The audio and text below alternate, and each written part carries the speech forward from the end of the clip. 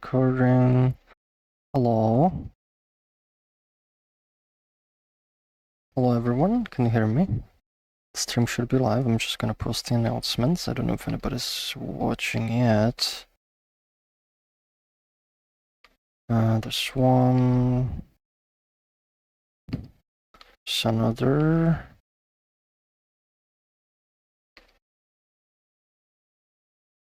There's another. I'm gonna try to set the...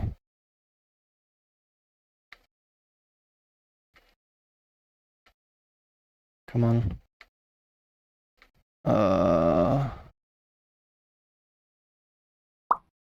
Whoops, the browser's being dumb.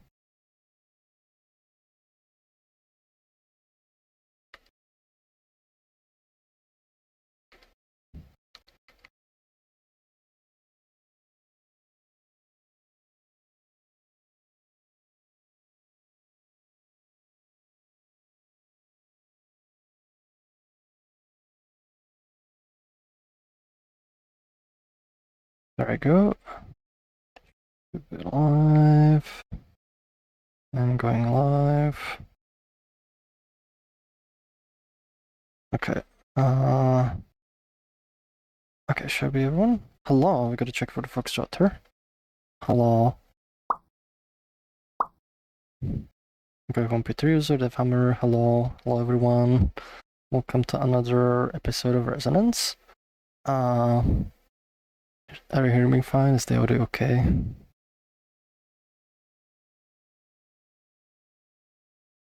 I've been like messing with the settings because I'm recording video, so I'm not sure if it's okay. Can you hear me fine?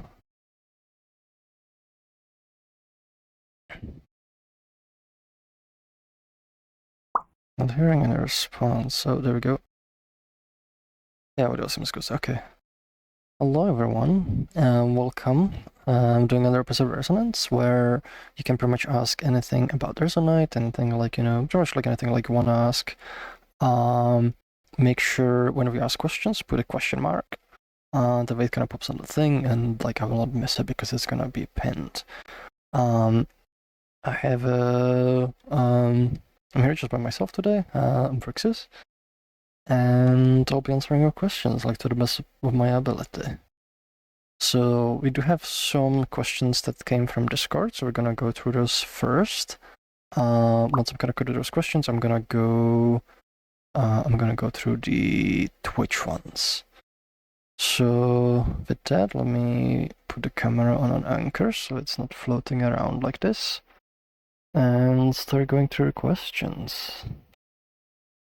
So the first one we've got from Discord, oh right, it's on this side. The first one from Discord is from Kibbles Derek Soyum, Stuff Froox Splashy 1. DVD. On a serious note, what do you think is the biggest reason for people to stay with Resonite over other platforms? What makes people enjoy their journey most on Resonite? I think it kind of depends on like each person, but I feel like people really like the multiple things. Like one is the community, people like being like very friendly, being very helpful, being like very willing to teach and share like what they know. The other one is like the creative aspects of it, because like a lot of people like oftentimes what I hear from people is like Resonite sort of reignites their passion for creation, for creativity, making cool things. Not even necessarily just specifically on Resonite, but also like Blender and other stuff, because you can just super easily bring the content in. So I think that's definitely like a big aspect of it as well. And it's just like there's so many things you can do on this platform. It's designed to be very flexible, very powerful, and kind of give you as much control over the experience as you can have. And I think a lot of people kind of enjoy that aspect. But ultimately, it kind of depends, on each person. Like, it's something that it's probably good to like, just ask around the community, like why people play Resonite.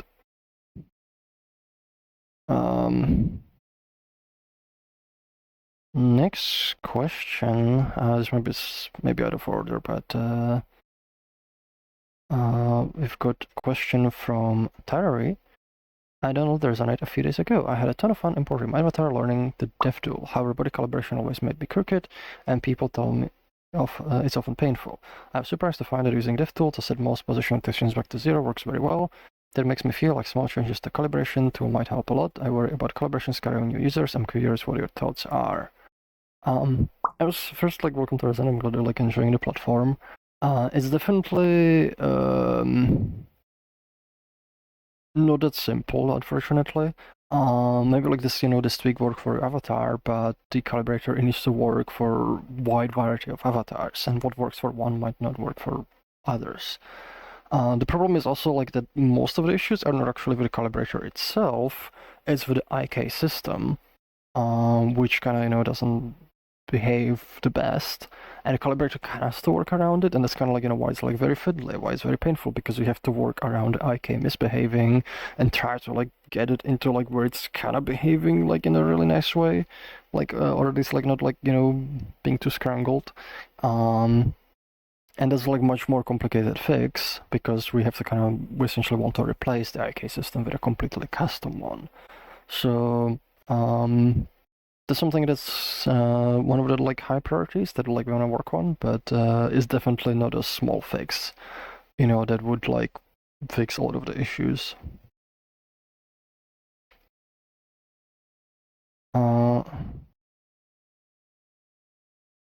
Next question is from Like Tomato. Hello, question. I was wondering how many hours in total do you have in Resonite, and how do they approximately split in?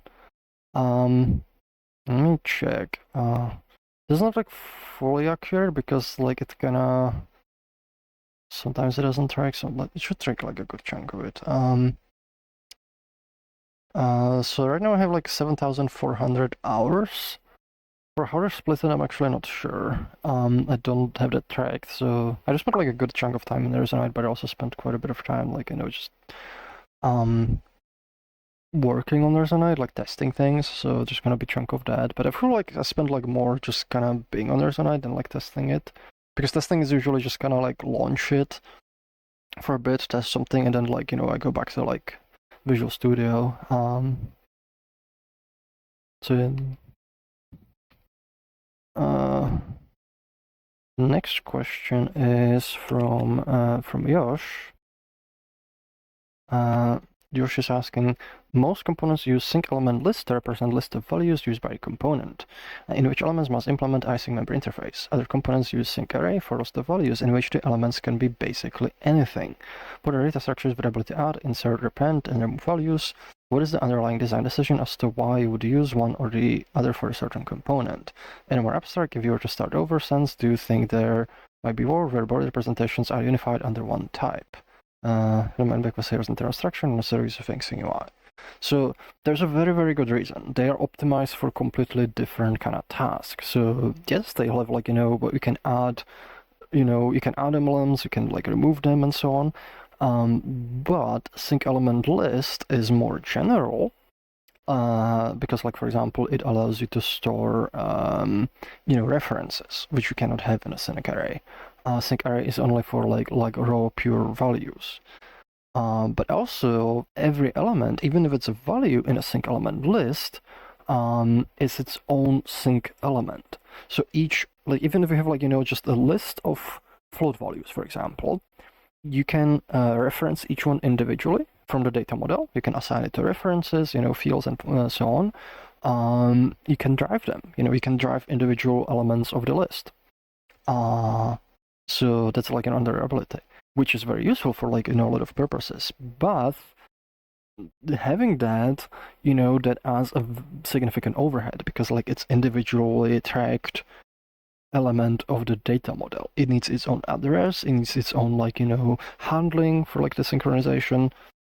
It's adding a lot of overhead, to get that level of flexibility.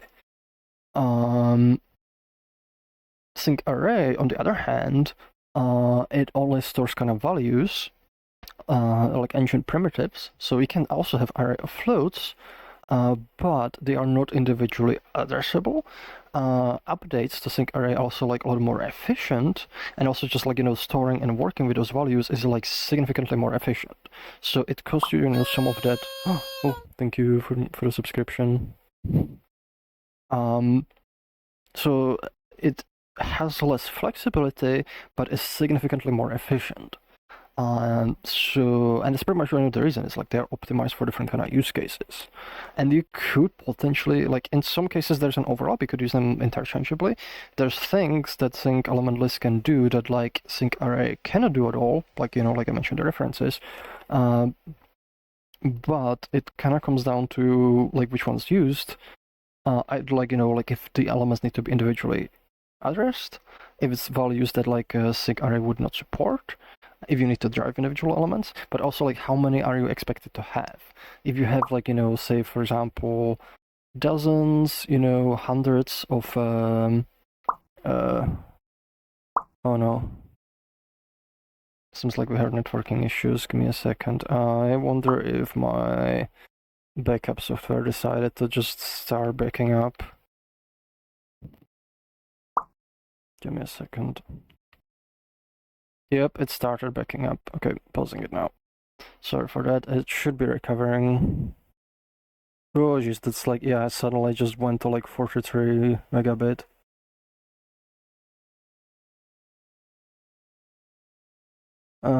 It should be catching up. Oh, it just died. Hold on. This should be visible in the recording, so like, sorry for like those record moments when it, there we go, now it's getting back in green. Hello, everyone. Okay, we should be back in the green. Hello, everyone, can you hear me fine again? Sorry for that, my backup software decided this was a good time to start, like, running backup, because I made new files on my drive, and, it ate all the bandwidth. I should be hearing me fine. If you missed like anything, it's gonna be in the recording. But just to kind of reiterate, like, it depends, like, on the use case between those two, like, sync elements. One of the, like if you, for example, have, expect to have dozens, maybe hundreds of elements in, the need to store, sync list might be, like, better one. Because it allows you, like, dimensional addressing, but once you start getting into thousands, dozens of thousands, even hundreds of thousands of elements, that overhead of every element being its own data model element is gonna add up quite a bit. So for those, like, usually you end up using the sync array. So oftentimes, like, we'll see, like, sync arrays being used for, like, some of the procedural meshes, for example. Like where, for example, with say, like, you have like a brush and you just, draw a stroke, like each position in this is its own sync array element. Meaning, like, we need efficiency, and like you're not expected to like drive every single one of these points individually. There's not really too much point like doing that for this thing, so like it uses that for, to be like very efficient. It can have like very complex brush strokes and it's still quite efficient. Whereas Singlist would choke on that. But if you have like some other elements, like, we're expected to have on like a few, you're gonna see sync list. So for example, some of the, like, the polygon, for example, like procedural meshes where you want to have them drivable and individually addressable. So you can create, like, procedural stuff and so on. So that's usually kind of like what leads to the decision. For the abstract, if I were to start over, I would still do it the same, because not doing it this way means, like, you essentially get worst of the both worlds. So, like, oftentimes, like, when things are designed, they are designed with, like, usage patterns in mind. And we would essentially, like, have to give up, like, one of the usage patterns, which would severely limit, like, functionality, or make it very inefficient to do. Thank you, Meadow, for the subscription. So yeah, it kind of depends. Like it is done, like, very intentional this way, and like I would just do it the same. And in fact, like whenever I design like new systems, oh my god, thank you, Finn Silver, for the subscription. Good thing a bunch. If I were to like design like those systems again, like, and for new systems that I design, I still follow similar design patterns where everything is like a trade-off, between flexibility, performance, overhead. And you're gonna have different situations where different, things are more important, so you want to have different tools to be able to handle those situations efficiently. Next question we got from Discord is from Hiko. They're asking, I want to make a personal system that turns people into plushies. It shall only be used responsibly, and to do that I need to put plush avatar template inside my avatar. Turns out Resonite does not like that. I've asked around and tried disabling various things, but I've only worked with a partial solution. Since you've been avatar headspace recently, do you think that's reasonably achievable?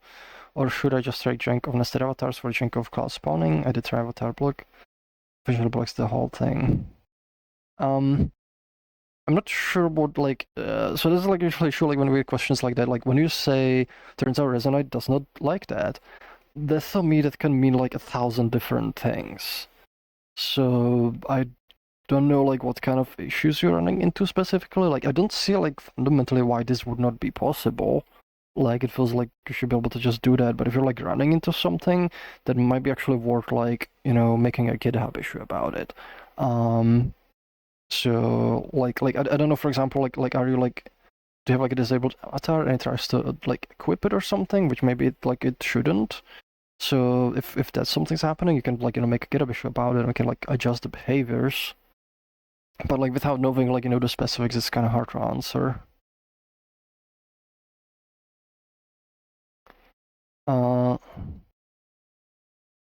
Next question.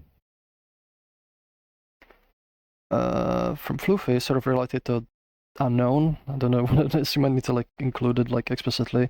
As more people use eye tracking, more avatars will have a lot of blend shapes or eye face tracking, which require a large amount of blend shapes. It seems Resonite struggles with blend shapes, though. What are your thoughts on the issue? Again, this is like the same issue because like I wouldn't say Resonite struggles with blend shapes. Like I don't know what you mean by that. So I don't really know how to answer this. Like you can load, meshes with hundreds of blend shapes. Like it works. And there's like tools to work with them. Like you can even bake them and do other stuff. Yeah, like you might need to be like more specific, like what you mean, because like I don't know what you mean that there's a nice struggles with the blend shapes. Like because I would not say it struggles with blend shapes. So honestly don't know like what do you mean by that. And we've got like one last question from Discord. Missing asking favorite plushie. I don't know if I like have like one. I do have like a Fox plushie that I really like. That's kind of like big and huggable. I don't know. I have like a few. Actually, no. I have one. Oh, hold on. I have one. I have like one that I'm like really kind of like happy with. Is like it was like several months ago. I had like a friend visiting like in Prague, and like we went to like this historic like experience, that sort of like interactive history experience in Prague. And it's part of like this building which also has arcade in it. And we go through the experience, and at the end, like they actually give us cards, for arcade, and they're like, there's like 2 credits on it, like like feel free to like like check out some of the games, and like if you want to like buy more credits, and it's clearly like marketing. It's like they give you like 2 free credits so you can try a game or two, get you hooked and buy more credits. And we go like to this claw machine, and I have like the card with the 2 credits, which for each credit you get 2 attempts with the claw. So I try them like whether like we can get anything. It's like these like wolf plushies. So I do it, first attempt nothing, second attempt nothing, and then I get it on the 3rd attempt. I literally like I got the plushie, like, like where it was like, I'm essentially got it for free, like, and I didn't even buy any more credits because I was like not really interested in the games, but like I was like, well, there's 2 of them, so I'm gonna try it, and I got a free plushie out of it, and I felt like I was like, sneaky. So that actually was like one of my favorite kind of plushies because of like how I managed to get it.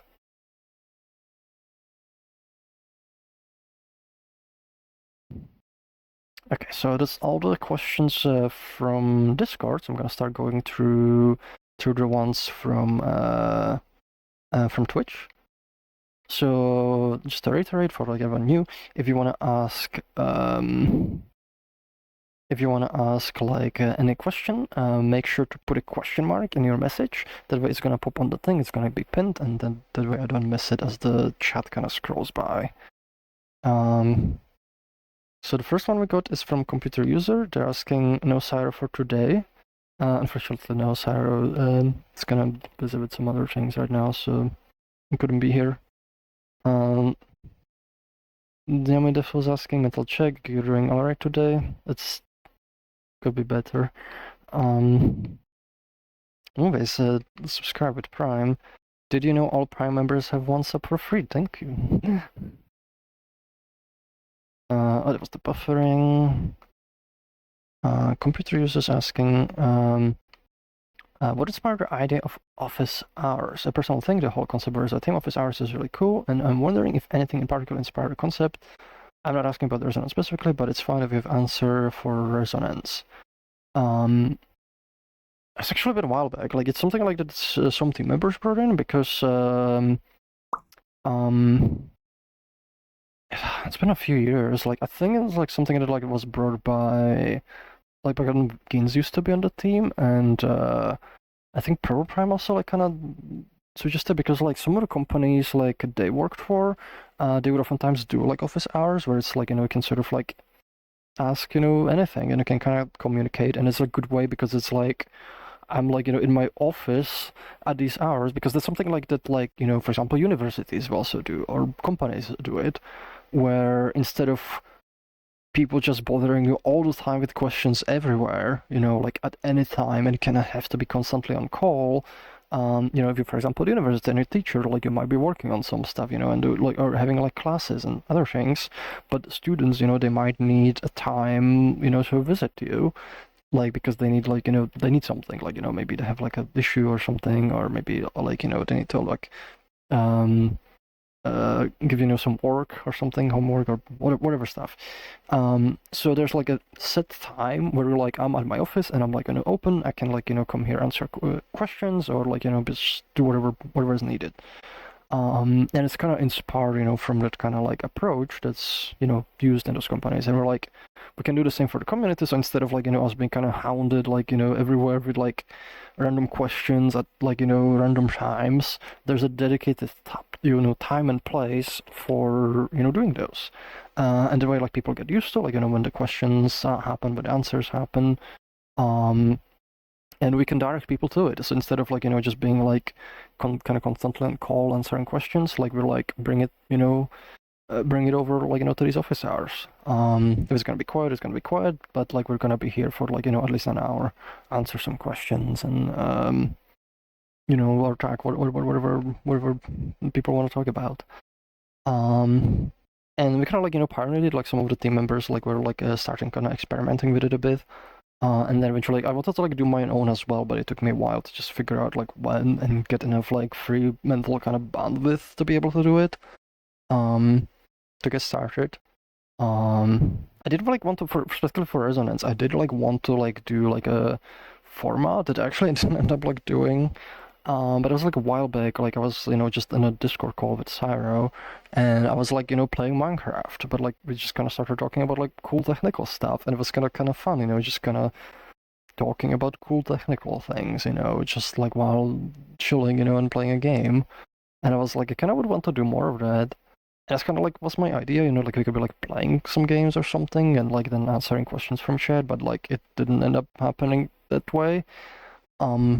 I don't know if there's something like people would like to see, like if I was, instead of being in Resonite, I would be like playing some game, like, and something maybe chill, or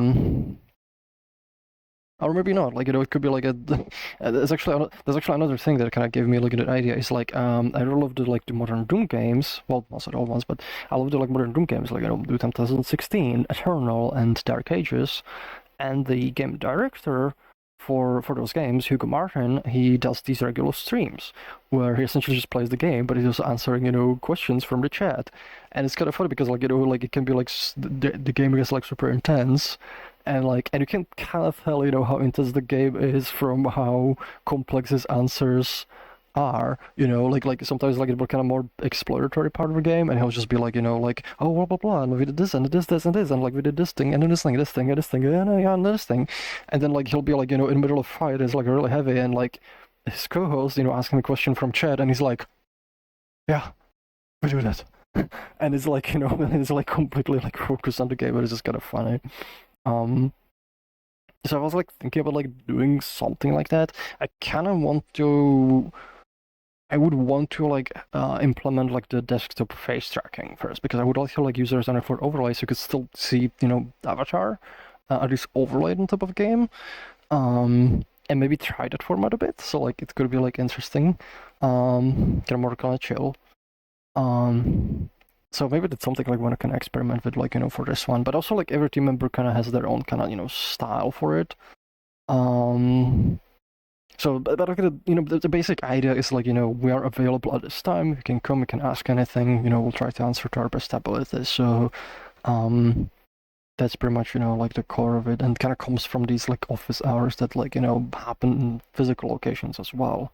But we're sort of doing it virtually. But if you'd like to like see like, different types of format, like, maybe like different style of games, like let me know. Like I kind of would want to experiment a little bit more with the format. Look at the subscriptions, thank you again. Computer user, a while ago I saw you repost the blue sky that someone made a silly plushie of you. Do you know if that word item was made public? Yes, it's public. I found it's actually an MMC entry, which if I knew that, I wouldn't have reposted it, because until the public voting is over, we're not like, we don't want to promote any particle MMC entry to give anyone, an advantage. And to kind of, keep things fair for everyone and let everyone kind of like explore on their own. So for the reason, I'm not gonna tell you which, like, the exact name and such. Oh,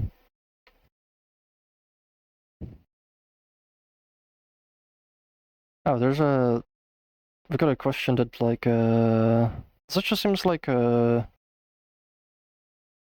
seems the same question we got in Discord. No, yeah, seems same one. So yeah, we've answered this earlier already. We got like the Discord one. Finsolver's asking what are parts of Resonite you are most proud of? There's a bunch. I mean, like the whole engine itself, like the Curve engine. That's probably like one of my like most significant kind of like kind of creations, because like it sort of creates like a whole new paradigm for how you design like online collaborative applications, and that's not something like I've seen like done elsewhere, and I think like a lot of people will not do it because like it requires like kind of significant shift in thinking. It's almost like like sort of like inventing a new programming language to kind of handle certain things better, and that doesn't really happen too often. Like one thing I find in the tech, like a lot of people, they'll just kind of fall into the like same kind of thinking patterns for like solving problems, and like often it's it's hard to get people to like think about things differently. People like to think about things in context of things they're already familiar with, and this kind of required like significantly breaking that. So definitely there's like one part. Also like more recently, I would say definitely Photon does. Like I wanted to write the particle system forever, and it's been like a lot of fun to make, and a lot of people seem to be having a lot of fun like making stuff with it too, and they're like the possibilities and the flexibility of that system. I just got like a lot of it. Like I would say like there's I find it like easier to think about parts that I'm not proud of than parts that that I am. Because I usually try to like take care like designing these things, make sure like it's properly designed, and then like implement it and make things like very scalable and supportable long term. So I feel it's almost like better like ask like which parts I'm not proud of. It's even like some parts like for example like stuff the data model. the principles of it, like I'm still kind of proud of. There's also like, I don't want to rewrite like some of the implementation to like make it a little more efficient, but even then, like I feel the way like I've approached it originally is still like it's valid, it's important because like the goal at the time was, to get something kind of like working instead of provide those ideas, and once that's kind of settled, we can like change the implementation under the hood to be more efficient because those ideas were now well tested. But doing that effort ahead of time without like knowing if everything is like working it's supposed to be, because like usually end up like making changes to the design a little bit. You kind of like battle test it, you find this works, this doesn't work, and so on. So you want to keep like your hands more flexible, and then once they kind of settle down, you can start sort of like rethinking how do you approach it. So like even parts that like we want to rewrite it, that doesn't mean we're necessarily not proud of like how they were written. It's just that there are different set of requirements at the time, and now those requirements have changed.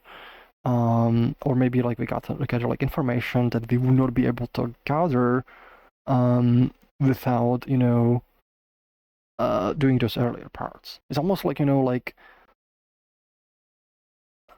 like I don't know, like you're building a house, like, and you have to kind of figure out, like, you have to build the foundations first. Actually, that's not that's not a good analogy. I don't know what a good analogy would be.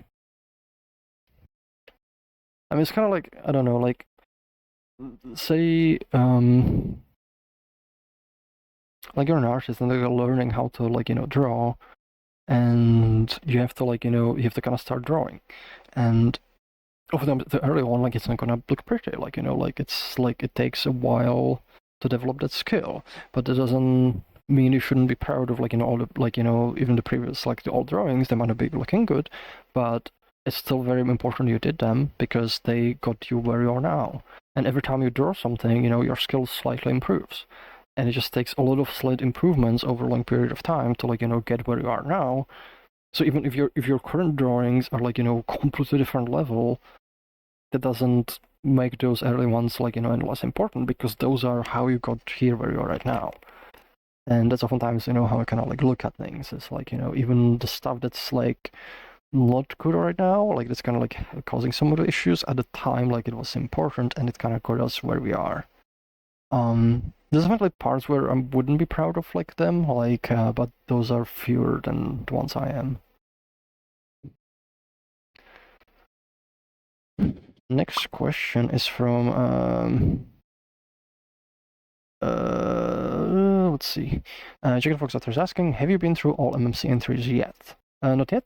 I've been through a good chunk of them. Like, I think I have only like 20 or so like remaining at this point. There's still have to see. There's some of them are bigger ones. But I'm kind of getting close there. There's like a lot of like really good ones. I've like definitely seen some that like blown me away. I'm not gonna say any specifics yet, but yeah, there's like a lot of like really good stuff. There's like some like there's been like a entry like where like I went through it. I'm like, I can't see this like being put like to like a rain dance festival or something. There's some really good stuff. And again, not gonna mention any specific ones like to avoid like giving bias. Deviros is asking, after Unity SDK, what do you think is the next milestone for making it easier to make Resonite content? So specifically for making content, like there's a few things we could do. I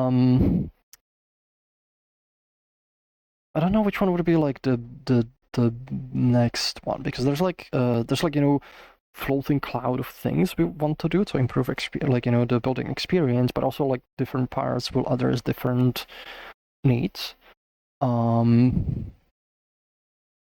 So like one, for example, like would be like for desktop users, we want to make it so you can pin inspectors to the window, to make it easier to like build a desktop and make the desktop interface feel more like a traditional editor. So that would be like one thing, but that's like helping with that particular use case. Another one would be, for example, rewriting the selection system, so like when you select things, it doesn't interfere with others, and there's like, and we can build up kind of cool functionality on top of it. which related, we also want to make like, set tools, for example, in the div tool, but any tool can actually put like, little UI, like a facet on your hand, so you have like access to a lot of the functionalities. Instead of having to like, go through context menu to switch like which gizmo you want, you have a super quick, like access to like switch which type of gizmo you want, and maybe enable multi-select. And then on top of like, reworking the selection system, we can make it where you select multiple things. You can, instead of, having tons of gizmos, you actually have gizmo that represents that whole group, and you can move things as a group. So it would be another thing that would like, help improve workflow. And that one would help like, both desktop and also VR editing. There's other stuff, for example, one of the big ones we want to do is adding support for collections for protoflags, because that one is gonna like open so many possibilities for just interactive content, and it's gonna open up like doors to other additional features that like like for example JSON support that is currently having to be implemented manually. So that's gonna make a lot of things much easier, and it's also gonna make thank you for the cheer, Scullybyte. It's gonna make like creation also like a lot more efficient and a little more powerful, but also like helps with particle style of creation. So I don't think it's necessarily, and there's like a lot more things like this. There's like stuff like in-game mesh editing. That's another like thing that I feel is gonna be very powerful for like content creation. And it's gonna make a lot of things easier, but again, helps with specific area. So like I don't think there's one particular big milestone. There's just like lots of things that will help things, and they'll help like in different areas.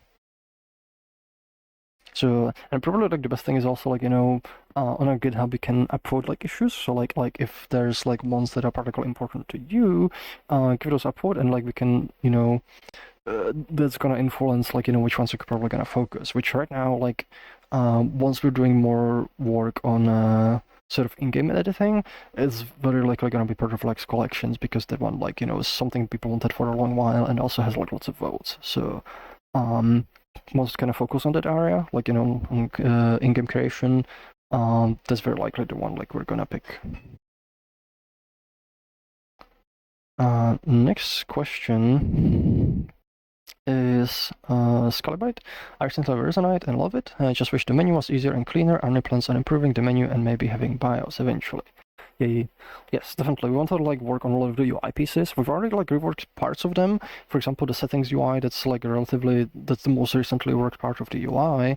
But a lot of the other pieces, they're still old and they kind of need to go and they need to be changed. So it depends. It would help, like like which pieces of menu you mean specifically, like because it's always like a little bit difficult, to know like what parts are people actually having problems with. Because I don't know, are you talking about the dash? Are you talking about working with inspectors? Are you talking, are you talking like for example, working protoflags? Because whenever we ask people, people have different problems, and some people will be like, they say the UI is difficult, and one person might mean, oh, there's like no searching functionality for the protoflags nodes, and that's part that's difficult for them. Or other means like, maybe the home has like too much stuff, or maybe too little stuff, so there's lots of different things, and like usually the more concrete you can be with like what issues you have, the easier it is for us, because otherwise we kind of have to like guess what issues you might be having, and that makes it like less likely they're actually going to address things that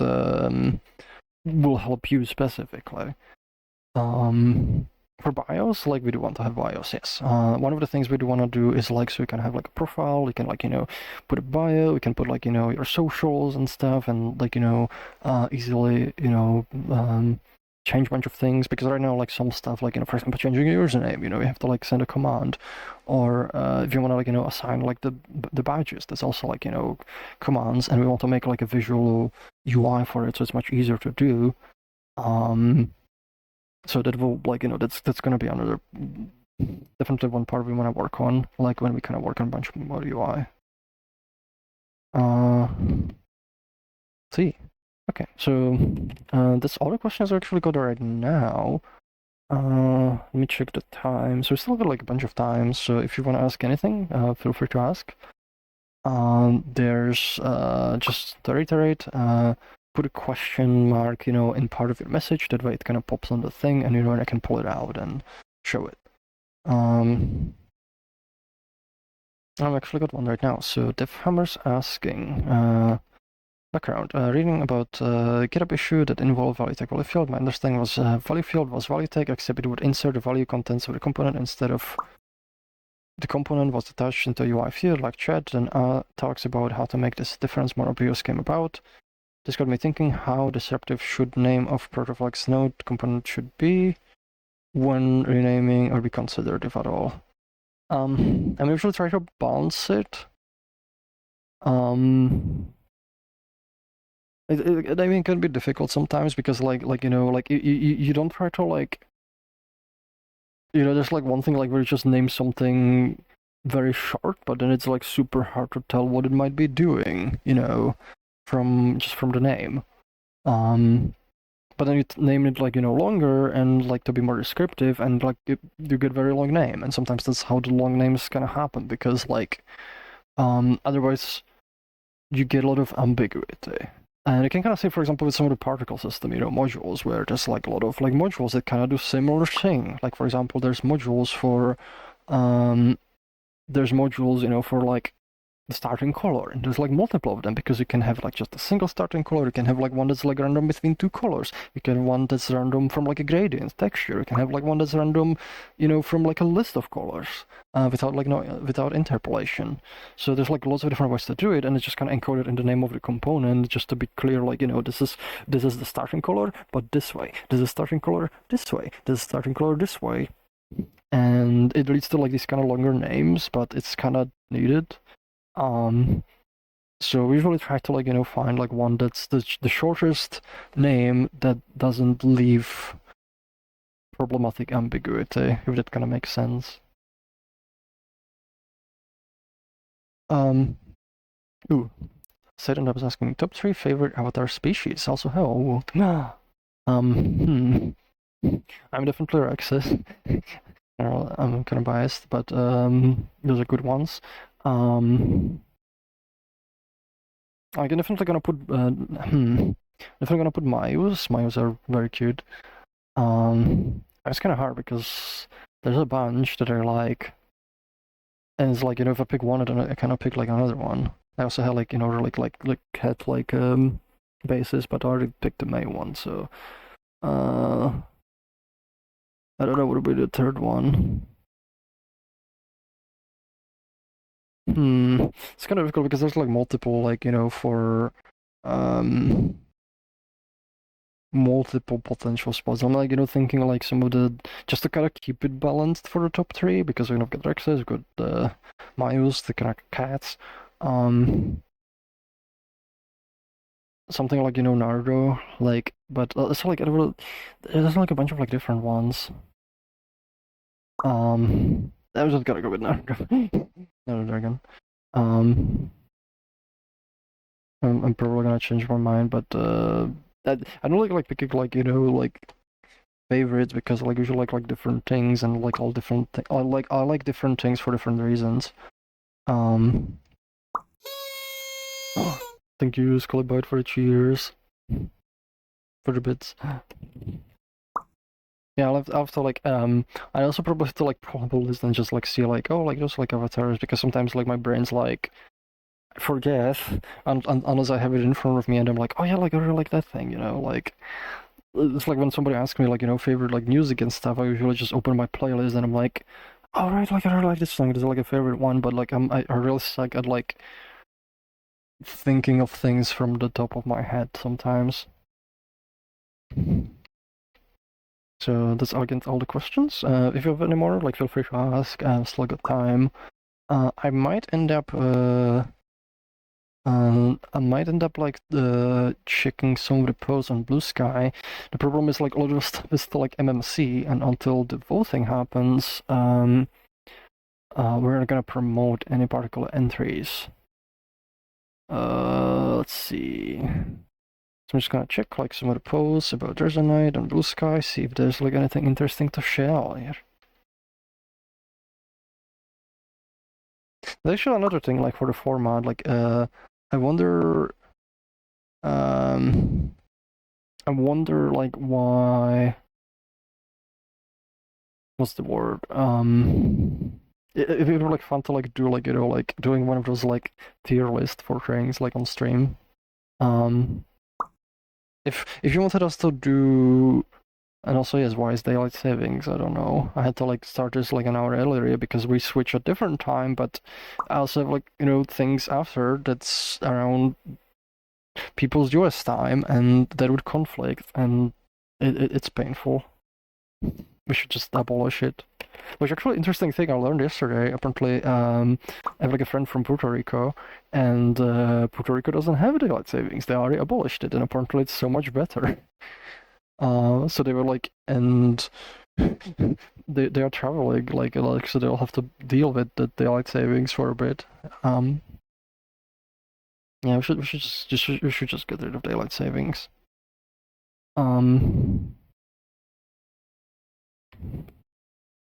Let's see. Oh, I do want to share one thing because I do have some more progress on the Unity SDK. I can show you some more videos because there's like one thing that got me super excited.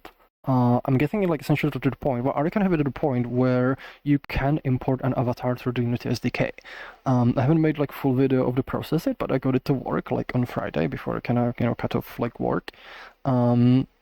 I did like end up like making a video where I set it up like manually. So like I brought in an avatar through the SDK, then set it up on the avatar on Resonite, and then I was still able to like, you know, to make live edits. And it works. Like look at this. So like I have an avatar. It's not a super cool avatar. It's just, you know, the one I quickly modeled. But you see, I can like change the scale, and it just changes. Or I change the material, it changes on the avatar. And what's in color is we can attach new objects. So like you can, or you can change your own blend shapes here and just see it. And then I add a cube, you know, apparent under the avatar's head. And it works. Like, you know, it translates live into the game. You know, like if you walk around, like the cube's like working the way it's supposed to. I added like a cylinder, and it's just, you know, part of the avatar. Like, you know, like it just works. And now we have the part like where like you actually just mark the avatar as an avatar in Unity Editor, and it just gets set up automatically. So I already have that working. It needs a little more polish, but I got it working. So it's getting it is getting to the point where I think like I might have like initially release like an alpha version of the SDK like this upcoming week. And I do want to like make a like way better video, find like actually some like good avatar base, and like do like a showcase of like proper showcase. Well, I'll probably be like in VR and making edits in the Unity editor, and like, you know, wearing the avatar, because I think that's gonna make very powerful showcase, and it's gonna be really cool. So I'm very excited like with this progress. But a question from Defhammer, if we remove daylight savings, would you keep standard time or keep our shift? Honestly, I kind of don't care. I just think it should be abolished in the first place. That was just because usually it's the shifting back and forth that kind of causes majority of the issues, because it just makes everything so confusing for like a few weeks. I don't know. I haven't like done like research which one's better. I know there's like some disagreement about it, but I think like that's whichever way you shift it is still like better than just shifting it back and forth, because like, you know, we can like adjust our like schedules and stuff, and like and nowadays they don't like matter as much because we got, you know, artificial lighting and stuff. Sometimes asking, will syncing values back to the SDK be a thing? At some point, yes.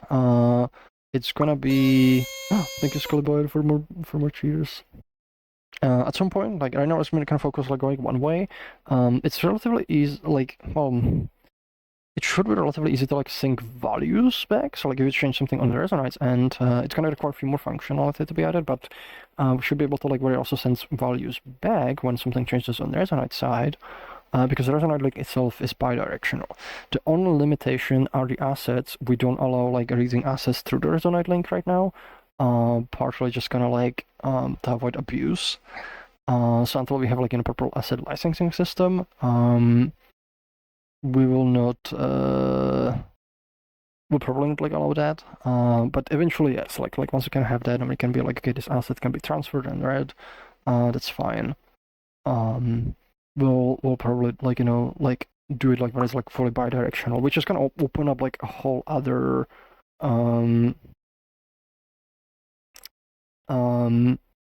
there's a lot of like interesting use cases you can do with that. Like one that I keep like thinking about, it's gonna be really fun, is like you could literally have a world in Resonite and one person's connected to it, through the Unity SDK.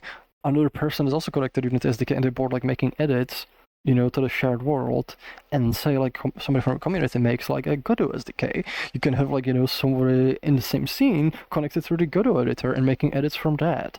So I think it's gonna be like super fun and super powerful. Like once we have it like fully bidirectional. At the very least, like I think we should be able to get the values syncing. Because they might like be good like if you make some adjustments on the Resonite side or somebody makes adjustments. So if it's content that was already brought from Unity into Resonite and you make changes to that content, like it syncs it back.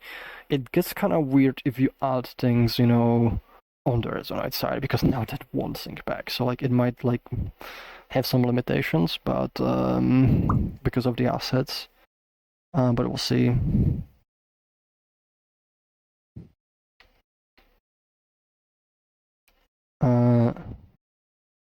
Next question is from computer user. I was planning on making discussion posts full of some Resonance clip that others frequently mentioned topics, think controls, official interactive mods, things like that. Would it be okay to have a few of the clips where you and Sarah talk about some of your frustrations, like the clip where you and Sarah talk about people assuming that you don't care about XYZ issue and you do care? I think clips are important, but I'm paranoid about making it look like you dislike the community. Yeah, no, we don't dislike the community. Like usually, like when we kind of talk about frustrations, it's like more specific kind of things, and oftentimes like frustrations are not necessarily with people or disliking people, but it's kind of like like we don't like those behaviors, but because we don't like some certain behaviors or don't like dealing with some things, it doesn't mean we hate everything, or we hate like we hate the people. It's just like like we don't like certain it's more like like say like I have a friend and the friend might have like some like a habit and the habit is like annoying to you. They're still your friend. You finding like some of their habits annoying doesn't mean you don't like the person. So it's kind of the same way. But yeah, like feel free like if you compile things and list for things, feel free to like it definitely helps like spread those like, and that's like one of the reasons we're doing these office hours is like to help communicate and spread information and like make people more aware of things. So yeah, like those things definitely help. I would also consider like consider putting it on wiki as well. It might be like worth like having certain like theme. You can link the clips there as well if it helps. Like the more places it is in, the easier like is for people to find information.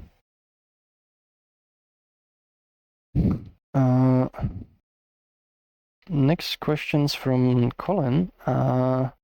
Colin's asking, what are plans to make hosting headlesses more accessible? Getting higher tier just for that is a bit much for my wallet. So we don't have like any plans right now necessarily. It's kind of the issue because we do have to like balance it, like ideally we would make like everything free, but then like we cannot exist as a company, and we can't exist as a company, we can't be working on this project and the development effectively halts.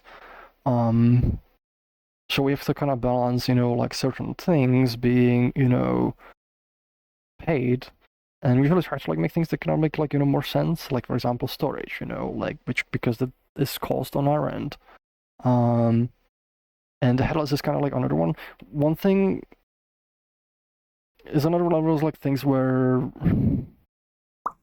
it doesn't necessarily. Oh my god! Thank you, Scully Bite. Where it doesn't necessarily cause things directly, but like it helps like fund the development, and it's more like sort of like an advanced feature. Oh my god! Thank you. Even more bits. You like seeing the confetti, don't you? But it's one of those things like where certain of the things like whether they're all oh my god, so many. Thank you. Where it's more advanced feature, and it's not one you technically need. Like it doesn't limit functionality, because you can still host worlds on your end. You can just open a world. So like it's not like limiting people from like using functionality within Resonite, but it's like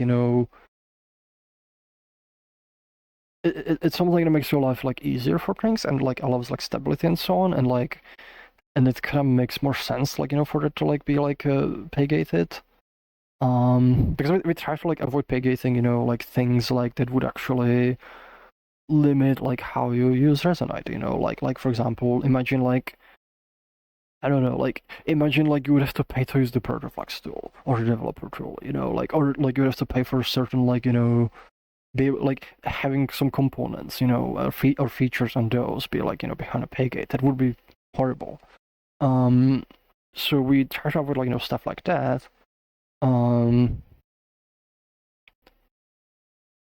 But one thing we do want to do at some point is offer like official hosting for headlesses, where it's sort of like it'll be fully integrated, where you just go to the web browser and you're like, I want to host this world. And you can just configure it, and you don't have to waffle with finding a server and the config files and whatnot. It's just it's gonna manage it automatically for you. It's gonna automatically update it, do stuff. I feel at that point, we potentially could open it up, because like we might start getting more income, for people that way. And if people really want to like set up, stuff on their own, that is available. But also like there's still like we have to evaluate like how it's gonna work for the business, because we don't want to like end up like essentially cutting the branch under ourselves. And it makes some things, it makes it a little more harder to make those decisions, because we have to be really sure that it's not gonna cause us issues. Because it's a lot harder to take those things back, because say like say we're like, oh, headless is free now, and now we find out, okay, this is causing us issues, we're actually losing like income, and we're not able to like maintain the company. Now we go like, oh, never mind, the headless is paid again. That would go horribly. So oftentimes it's better to not make the decision in the first place, or like wait until like we're really sure that like it's not gonna lead to that. But it makes it a lot harder to make the decision in the first place. And right now I don't know like when that point is exactly gonna come. Like that's gonna depend on a lot of things. I do think like the hosting is definitely gonna help. Like we definitely would want to make sure that like people are using like the one like we actually use, and it's able to like it's able to supplement like whatever income like we would lose by making the headless like free, and it's also not going to undercut that. Which it is a difficult thing, because you have to like ideally you want like everybody to like have access to everything. But like the reality of thing is like oftentimes you can't. And it makes things a lot like it makes things difficult, because it's kind of like like at least for my end feels like we're kind of being pulled into different directions. So like where we have to be evil and like ask for money for things. But like it's just the reality of things. We want to continue development of the platform, and we want to continue working on this. Like we do need support.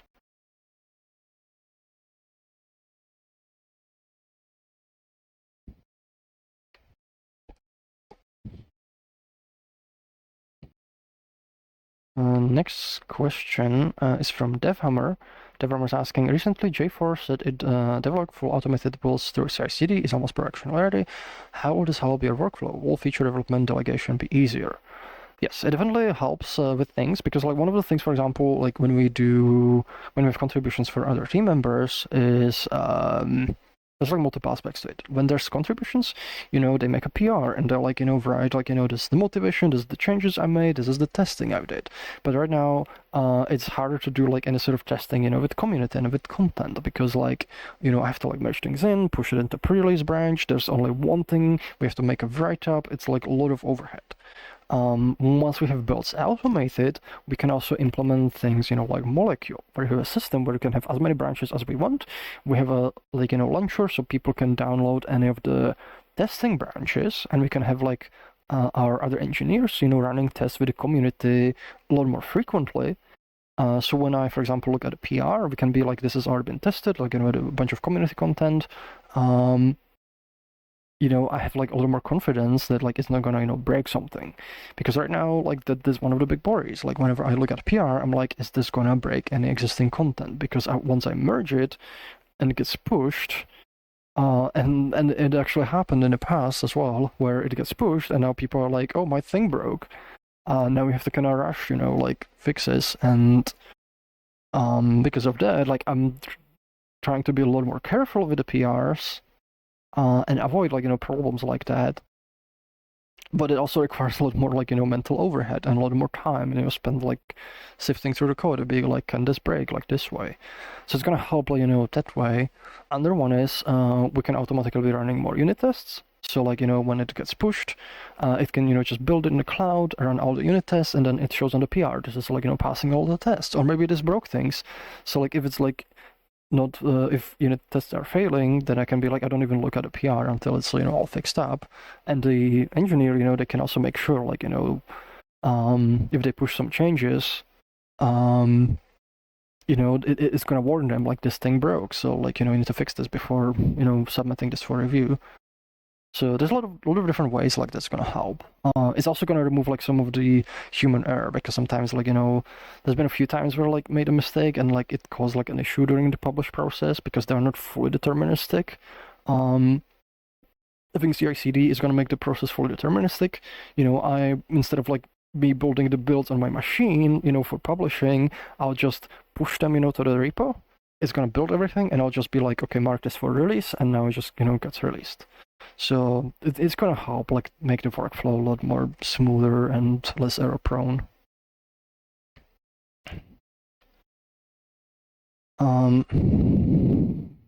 Oops. Next question is from Moonbase about in-game headless creation.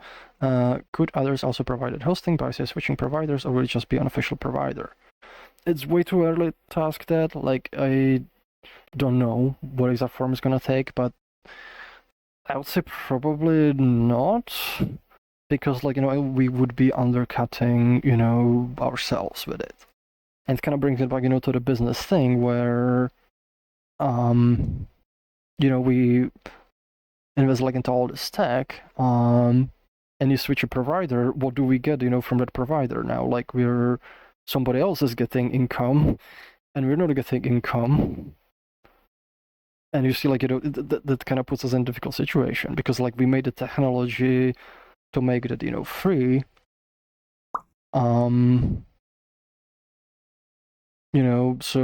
we kind of just, we cut the branch under ourselves. And I don't know, like, what it will kind of look like. And it's like, one of those things where you have to, like, make an analysis, because, like, if you, for example, see, okay, we're not actually getting significant income from this, say, like, once we have workshop, we have workshop, and the workshop is the main source of income we get, to develop the project. People buying things, and then, like, we get a percentage from it. Maybe at that point we can be like, okay, this is, like, making all this technology free, and like being able to like use whatever provider you want for free. That brings more users, and those users then buy stuff on the workshop. That actually brings us more income than just pay-gating certain technology. Then we kind of make the decision to kind of switch it. But like it depends on a lot of factors, because like this one, like we need to have the workshop. We need the workshop to be like, you know, significant source of the income for it to happen. And right now, like, we don't have those things and we don't have the data, so I cannot really answer the question, you know, whichever way. If our source of income is only like, you know, providing like official hosting, then I would probably say we probably won't be able to switch it. But like, you know, at some point, like maybe you can, like once we kind of supplement the income from different sources, but you know, it is difficult. We have another question from addition from Colin. Shout out Hellas topic. I don't mean that it should be free, but upgrading from 5 tier to 20, making Hellas 15 a month for me is not worth the cost for me. If you offer hosting for say 5 a month, it would be a different story. I mean, even if it's not free, you know, that's still $15 less that we're getting, and maybe across a lot of users, like if a lot of users switched to a lower tier, you know, that could be significant, and now we lose a significant portion of income, and that's gonna cause problems for business. So it's like, and that's the thing, like we don't know, like, you know, like how many of those users on, you know, $20 tier would immediately switch to $5, because like if we do that and say 90% of them switch, then we can be like, well, we're gonna get like this amount less each month, and that makes it like, you know, really like, you know, a good decision business wise, because we essentially just cost ourselves like a lot of money, and we're not gonna get that back. And now, you know, now that puts us in a situation where we either, you know, have to like let some people go, or we have to start charging for something else, which would like, you know, which can like have other like ripple effects where, you know, like people will be angry, like, you know, something is now being paid, but like we're kind of forced to it, you know, to maintain like the income, or we have to like, you know, potentially give up control and like, you know, sell more of the company, you know, like, and it's, or maybe we have to like, you know, look for more, you know, business deals, like, but and then focus away from like the consumer thing. It can put like the company in a different kind of position. And I get like, you know, from your perspective, it's not like, you know, like there's gonna be a good chunk of people where it's not worth it for the amount of money for people for the headless, which I understand. Like, you know, I get it. It sucks, but it's preventing like some like things being priced at a certain level. It prevents like, you know, things that might be a lot worse, if that kind of makes sense, especially like a lot worse like long term. And again, like, you know, like I said, like this is like oftentimes like when it comes to these topics, like I feel like we're just gonna pull in different directions, because we would be like, yeah, like let's make everyone free, let's make everyone, you know, enjoy the platform, do stuff. But now we're like, we don't have funding to, you know, keep working on this. We don't have funding to keep lights on unless we make some like really, you know, unfortunate decisions. So, you know, it's still the same principle. It doesn't matter whether it goes, you know, from 20 to 0 or from 20 to 5. It's still gonna, you know, potentially less income. Computer users asking anything on the frame dev kit. Gabe, please, I'm begging you. Unfortunately not. Like, I've been kind of trying and making, so actually some of the videos I've been kind of making, I've been kind of hoping to get like their attention, be like, look, we could make like a cool thing, like, you know, like we make neat things. But the part that I find kind of unfortunate with a lot of these things, like, it's like, I feel nowadays like especially with companies like Valve, like it matters less whether you do neat things, and it's more, at least that's been kind of my experience, and it's more like, do you know somebody, you know, at the company? Because that's kind of like how I originally got like the index, like Knuckles dev kits, is because we also applied for them. And like I felt like it didn't matter that, like, you know, like at the time, like I was like I made like a demo called Sightline the Chair, and it was like hugely popular. Like everybody's like kind of using it, and I thought like that would like carry some weight and be like maybe I could get like access to like some of the hardware to like do like VR work. Um, and it kind of didn't. Like the only like we kind of applied and just heard nothing. And we never like ended up like talking, to like a person like knew at the time who knew somebody at Valve, and they were like, "Oh, you don't have those controls? You should have those controls." And they just emailed the person at Valve, and the person at Valve was like, "Yeah, I should have those," and they approved it, like that like immediately. But I don't have a contact right now, so it's I'm kind of like expecting. I'm a little bit worried about it because like I feel like um Steam Frame's gonna like release, and like we might like be broken on it, and I don't know when we'll be able to get it, buy a dev kit. Um, yeah, it sucks. It's one of those like kind of things like where I'm not good like at like I don't like go like tons of like conferences and like go to like Silicon Valley and like GDC and whatever and so on like and I feel that makes things like this like a lot more difficult, unfortunately. Um, okay, so that's all the questions we got so far. So we still should have time. So if you want to ask more questions, feel free. I'm gonna look if there's like an interesting post to share from Blue Sky in the meanwhile.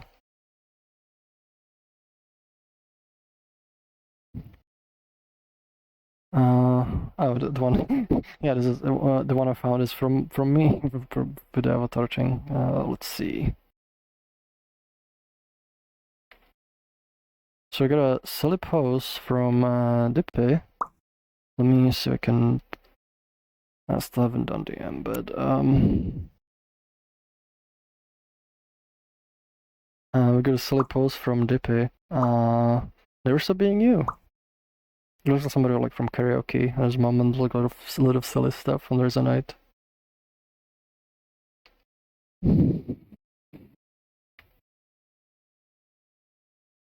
Uh, let's see. Do we have more? Ooh, oh, that's loud. Ooh, I clicked the video. Oh, Glitch was asking. What are your thoughts on Village Story? Oh, fruit. There's fruit. We can eat it. It's free. We can eat it. But oh no, a bear. Also, there's things. There's very concerning things. There's huge concerning things. It's a very fun game. Me and Glitch we've been playing Vintage Story and surviving. And I've been like eating a lot of fruit. I'm like, oh, there's blueberries and there's cranberries and there's red currant, there's black currant, there's white currant. I never had white currant, so I want to try white currant now. Actually, I don't know if is white currant a thing. I think it is a thing. I never had it. We had red currant and black currant like in our garden, like when I was a kid, and I would just go like, I would literally go like to the bushes and be like, just like nom it off. So there's a lot of fruit and blueberries. I love blueberries. Yeah, it's a very fun game. I like the depth of the mechanics of it too. Like it's like there's like so much to everything. Like it's like I get it's like this thing like with Minecraft. I really love Minecraft. Like it's one of my favorite games. But I always like get to the point where we make a farm and the farm just like we just have like thousands of chickens. I know we have chests full of chickens, so like we don't have to worry about food anymore at all.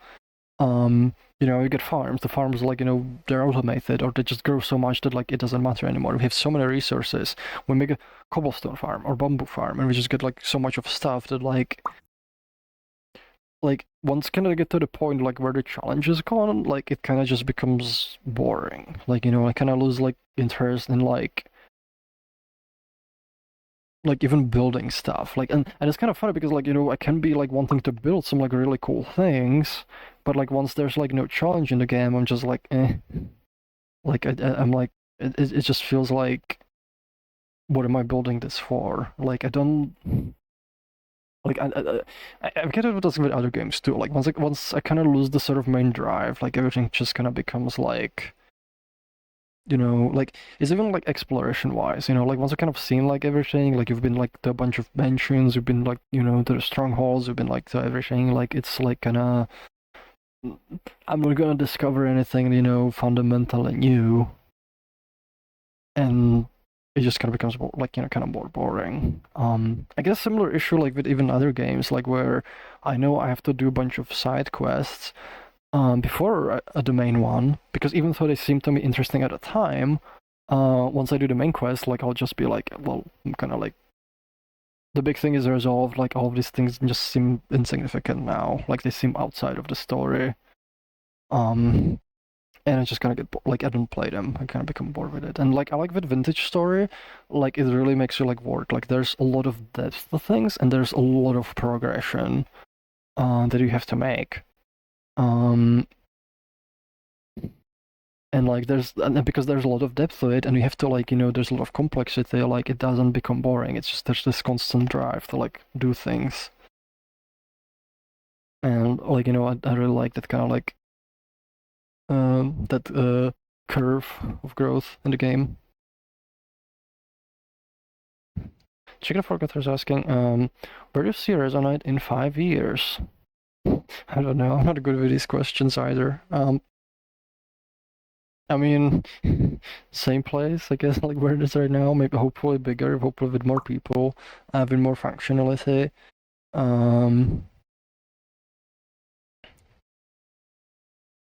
Yeah, like I don't know. It kind of I kind of take things as they go.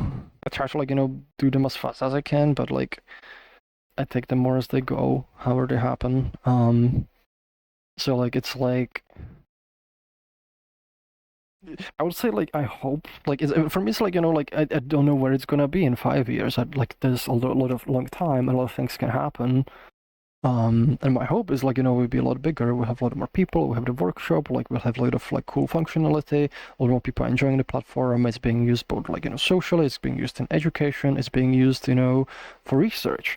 It's being used, you know, in a bunch of companies. Like with a lot of business partners. Like a lot of it's gonna be like, you know, like I would love for it to be like being used for lots of projects and us have like, you know, stable income, you know, like this kind of where the workshop kind of comes in. So hopefully, you know, there's a lot of people like um a lot of people like, you know, kind of like supporting like the development like through the content. So which also means, you know, we have a lot of people making cool things, and those people in turn also like earning living making those things. All these like, you know, being able to partly support themselves, and that we're like, you know, enabling like, you know, all of that. So that is kind of my hope. And hopefully, like, you know, being like in a state where like I don't have to worry, because right now, as a company, we're just still in the survival stage, and that kind of sucks, you know. And it's also kind of, you know, earlier, like when I was like talking about the price things, where, you know, on one hand, like we would be like, yeah, we want to make it more accessible, we want to make it free for like, you know, free for everyone or cheaper for everyone, and the other hand, you know, we're struggling in survival stage, and that sounds like it's gonna make it even worse. And like, you know, and we already feel like, you know, we're on the edge, and it just kind of sucks. And I would want like still like, you know, move past that stage, you know, where we're like more thriving instead of like, you know, just trying to survive. So hopefully, so I guess like the TLDR, where I hope to see it in 5 years is, you know, is thriving rather than just surviving. And for that, we'll probably need like, you know, Walmart kind of support.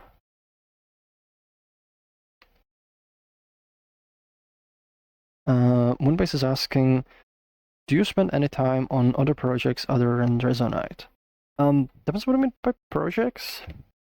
Like I mentioned, like I like for example played like recently playing Vintage Story. I love playing like Minecraft or playing like, you know, the Doom games. So like I played like Doom Dark Ages. I kind of spent like following like, you know, the developments with that behind the scenes, watching some of the dev streams and stuff like that. So a whole bunch of like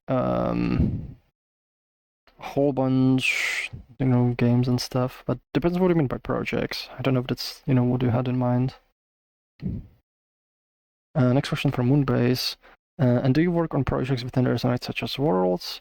Usually not as much directly. There's like actually a project I've been kind of wanting to finish for a while, but I don't have time. Like there's so many things, like, and it's just kind of constantly like, things fighting for attention and time, and it makes it very difficult, like, to work on things like you really want to work on. But there's been a world that I've really wanted to make for a really long time, and I kind of want to like just force myself to like make more time for it. But the hardest thing is, making time for the thing means I have to take time from something else, and like it oftentimes used to be my free time. I would take away from my free time to like work on more things, but that wasn't good health wise. So I have to take it from other things that people want, but also there's things that like the team needs, and there's things that like the business needs, and so on, and you can't really take from those. It makes it difficult.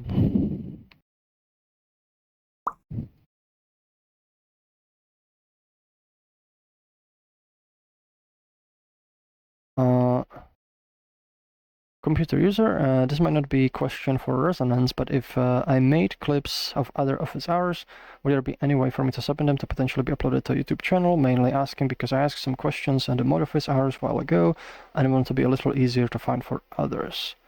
YouTube should support like just making clips, so like if you could probably use that functionality, I'll probably recommend doing that.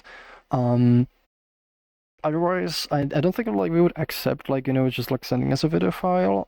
It might be worthwhile. It might be worthwhile to bring it to the moderation office hours, and ask them like maybe like this is a thing that people ask about often. Would you consider making a clip out of that? But there's also like I've seen like I haven't like used it myself fully, but YouTube has some kind of clip functionality, so it might be worth like experimenting with that. Modify Arc is asking, do you have any shaders you really want to add to Resonite but can't? I mean, a whole bunch. Like, it would be kind of cool to have a lot more of them, but right now it's a difficult situation of like we want to switch to a different render. If we add like any new complex shaders, we will have to rewrite all of those. So it's kind of like adding more work for the future, which would be nice for now, but also like would be not be nice like once we're making the switch, and because it's gonna delay the switch. I'm definitely maybe like thinking like some like light mapping stuff, like having added more like light map support, effect shaders and other things, but there's a bunch.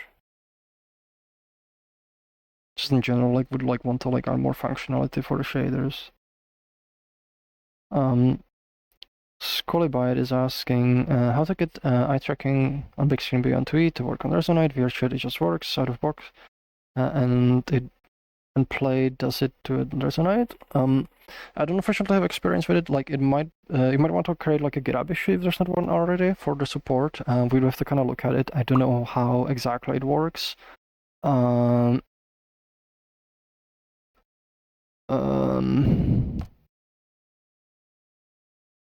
Yeah, like I don't know how exactly it works. We would have to kind of look into the SDK.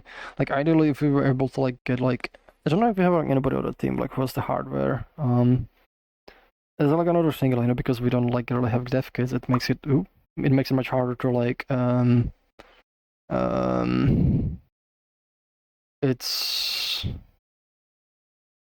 it's hard to do those things because like without hardware, it's like harder to like test like it even works or figure out how it works. But like if we could look at SDK, we might be able to like it should be maybe simple enough to like add the support and then test with the community. So if there's not a GitHub issue, please make like one. If there's one, like give it an upvote. Like we'll see like if we can prioritize that. But I'm not too familiar with the headset myself, so I don't know from the top of my head. Satan Deb is asking, do you think web GPU could be a considerable option for the future render? I don't know. I think of like web GPU, like it's not a render on its own. It's more like a tech that you build renders on top of. Some of their like potential candidates, like I think they support web GPU, but like I don't think like that on its own would work as a render. We probably need like something that actually has more stuff actually implemented. Because it's more like you use it to make a render. Modify Arc is asking, is the source code for all shaders available somewhere? Can the community assist in porting them? It's not right now, but it's actually like once we get to the phase of you know, doing the porting, we'll probably like at some point we will open source like, you know, open source the shaders and ask like for community to help port them. Even kind of just like use them for reference. That itself like is a thing because like we kind of wanted to do that for a bit, but you know, so many projects, so little time. I know it's not been like, you know, a huge priority to do that. Once we kind of want to making the switch, it becomes a much bigger priority, and like, you know, we're more likely to just like, you know, do that bit. It's also problematic because like, you know, we have to kind of go through the shaders, be like, okay, can we actually publish this, you know, under this license? So because like there's like some that like are ports from other shaders that like, you know, like we have like a licensing to use, but maybe we cannot like, you know, relicense them or include them like in a repo. So that can get a little bit complicated. And we need to figure that out. There's also like we need to set up a thing because once we open the repo, you know, maybe people want to start making certain contributions and we might not be ready for those. So it's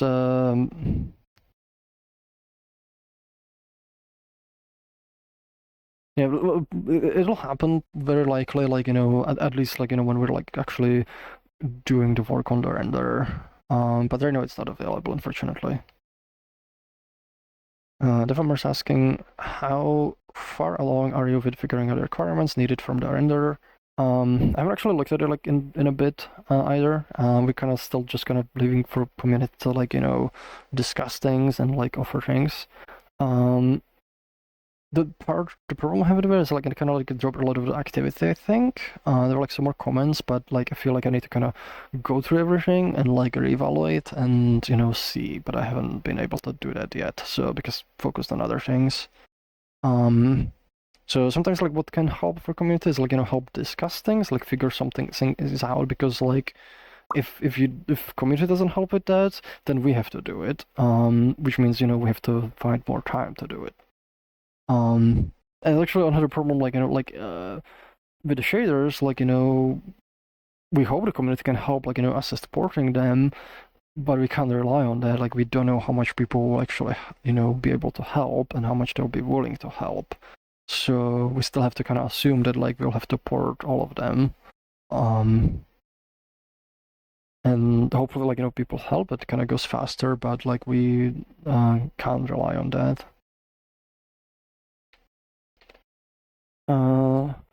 So we still got like a half an hour left, but I might like end it like a little bit earlier if there's not like too many questions. I do wanna, if you wanna ask more questions, you know, make sure put a question mark if you just like kind of joined.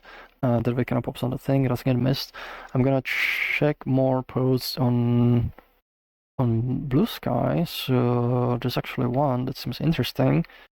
Let's see.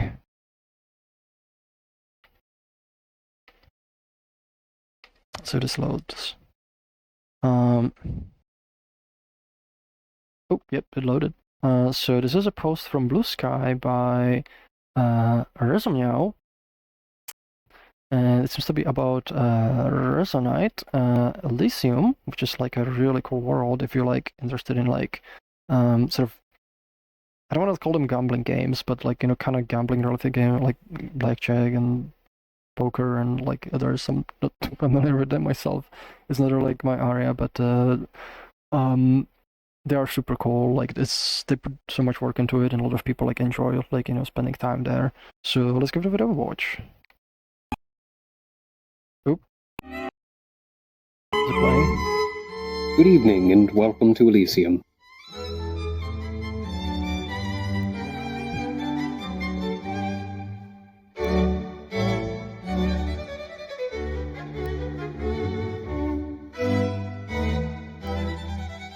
It's very cool trailer so far. This is the Elysium Casino, a social game world in Resonite where you can sit down at a card table, try a look at the slots, and just spend time with people. It's a lively spot. Drop in during open hours and you're likely to find an active table with familiar faces and maybe a few new ones as well.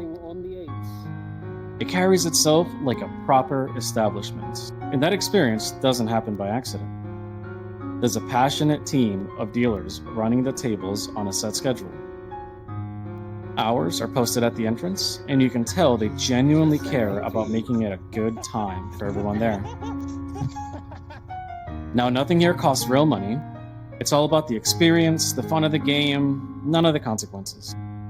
If you do happen to burn through your chips, your balance refreshes every 24 hours, automatically and for free. On top of that, there's a spin the wheel right at the entrance you can hit every week, or once per day if you're a VIP member. Tokens can be spent on in-world prizes, figurines, unique tools for the games, things you actually keep with you. And if you venture into other Elysium worlds, your tokens carry over there too. Elysium is also more than just a casino. It's a broader organization that also creates other experiences in Resonite, as well as some avatars. If you want to check it out yourself, Elysium is in Resonite. I'll have their links down below to give them some support. You might even catch me at a table while you're there. Luck is waiting. The only thing missing is you. Thank you for watching.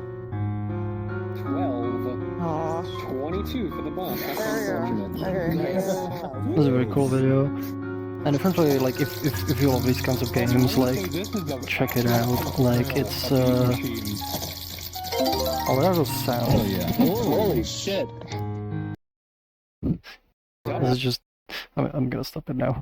But yeah, it's a very, very cool experience. Like, definitely give it a try, because like the amount of like work and polish they put into everything in that atmosphere, like it's one of the coolest things on our platform. So I can't like, you know, recommend it enough. The next question we got is from computer user. They're asking typongs. Oh my god, I had one. I forget what it was. What was it?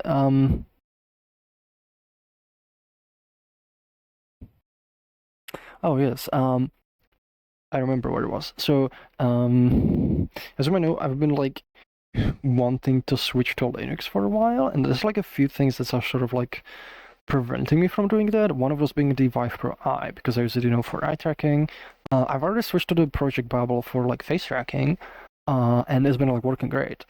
And one thing I found like recently is there's software called Vision. There's like a GitHub project which allows accessing the camera feeds from the Vive Pro Eye, and you can feed those to Babylonia, and then you can train it and like use it for eye tracking.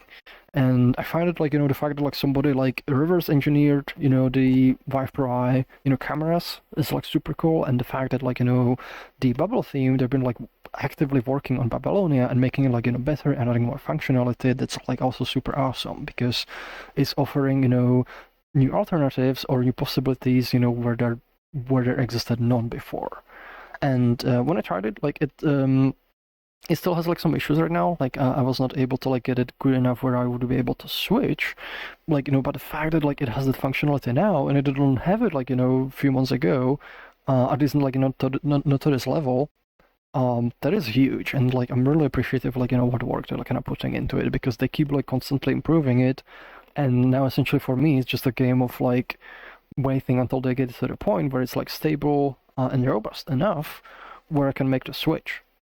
So that's definitely my time pork. So like I'm really glad for those projects, you know, that people would like reverse engineer it and make it like make open projects like this, and that, you know, kind of keep working on them and improving them to offer, you know, solutions to people. Because with the Vive one, like, you know, the SRR ripple, like it's closed solution, there's no improvements, it's having issues, you know, and there's like, don't expect any new development from it anymore. You know, it's kind of dead, so we're kind of stuck with it. But like with Project Bubble being open source, you know, people can contribute. We know that it's not gonna be, you know, it's not gonna be like, we're not gonna be stuck. You know, it's something that like, you know, like we can kind of take control of like the hardware, like, you know, we own, and not worry about like, you know, being at mercy of some kind of like big company. So that's my time points. Next question we got from Modify Arc. How is your Raspberry Pi server holding up? Well, I haven't actually been using it for server yet. I've been kind of like playing with it, but I recently I bought some like extra thing for it. I bought like a breadboard and some like LEDs and switches and like this tiny like display, and I've started like playing with it. Because I don't want to like integrate somewhere like into Resonite. I kind of played with it a bit yesterday, and let me see if I can actually bring a video in because I recorded a video. Let's see, where is it?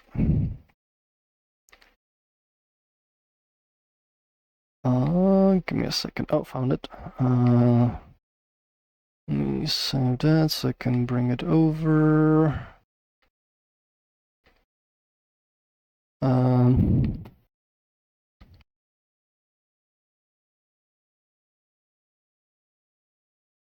So I got this one, and I got one more. So let me actually play this one first. Where is it? Raspberry Pi. There we go. So I made a thing with the Raspberry Pi. It's not like super nice video, but I got like, you know, LED, like, you know, it's like it's fading, and I've implemented this like in the most cursed way possible. Well, maybe not the most, but the way I made the LED, you know, fade in and out is literally just I made a loop, and I used the C# random, like, you know, the random like number generator to generate like a number between 0 and 1, and that random number, it determines whether the LED should be on or off. So at any time like that loop runs, it's just randomly going to be on or off. Now the threshold for the number, that's computed from a sine wave that's just computed from the current time. So it keeps, you know, going from 0 to 1. So when it's in the middle, it has, you know, 50%, like each time it evaluates the function, it has 50% chance that it's going to be off, 50% is going to be on. At some point it's going to be, you know, 15% chance that it's going to be on, and 85% chance it's going to be off. And it just kind of keeps going, you know, like a sine wave that way. But instead of like using, you know, something like pulse width modulation, I'll literally just keep running the function as fast as possible, evaluating a random number and then comparing it against smoothly changing threshold, and it just works. It just, you know, it's fading in and out because it's happening, you know, so fast you can't really see it. I've also got another one because I've got like this tiny display that has this pixel addressable.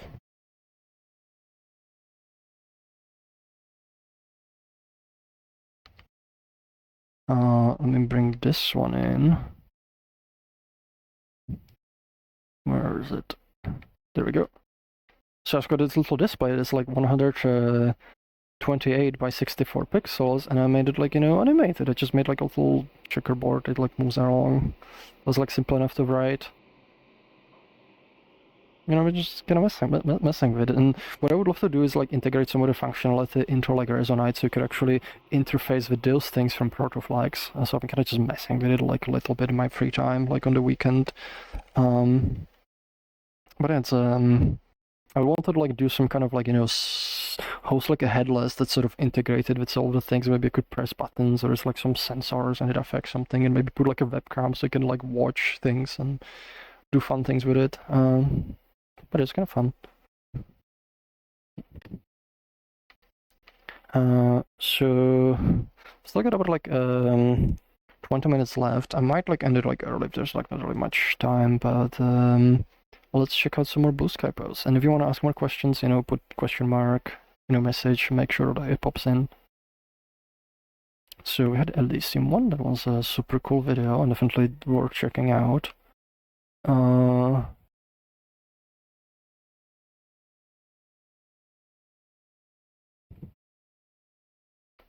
Let's see.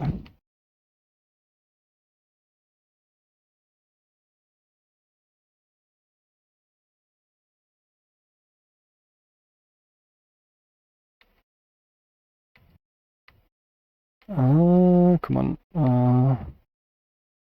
There's gotta be a lot of stuff that's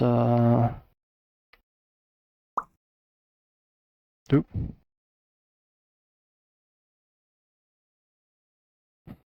Oh, there's a French post about meta memes. I wonder, like, we should like sometimes do a showcase of meta memes because I feel it's like one of those things that's like super relatively unique to Resonite. So this is from Lake to my thought. And just to show you the post.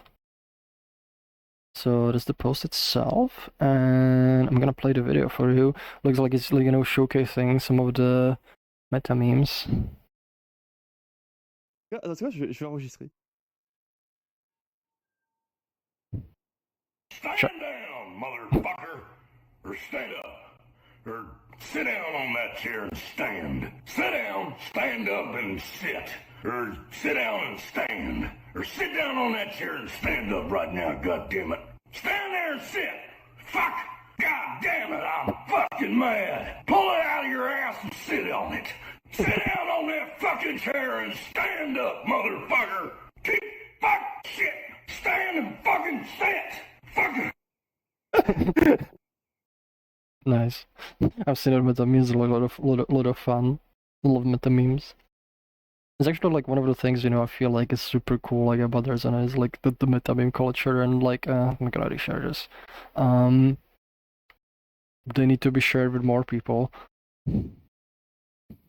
Actually, that'd be kind of funny thing. Like, you know, like I was mentioning earlier the stream. Like, would it be fun if we did like S tiers, you know, on the stream, like rating things? What would the things you would want us to see rate on an S tier?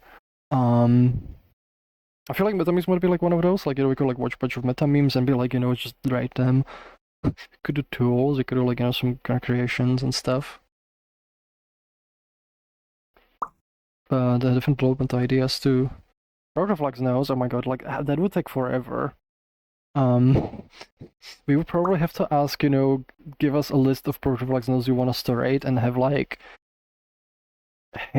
a limit on how many. So like you have to like vote like which ones, and we would take like, you know, say the top, I don't know, 50 at most maybe. Next question is from Modify Arc. Which cons are you planning to go into this year? So my plans are with, I don't know, too many. One I really want to make is BLFC. That's sort of my kind of home con in a way. And this is the first one I want to, and it's one I want to make every year. I don't know anything beyond that. I do might like want to try to make like a Czech con called Chessfer. But other than that, like I don't know. This year's gonna be interesting for me. So like I don't know yet beyond those two. Like I haven't like made any too solid plans. Maybe like MFF again, but also MFF was kinda odd with some stuff. So like I don't know.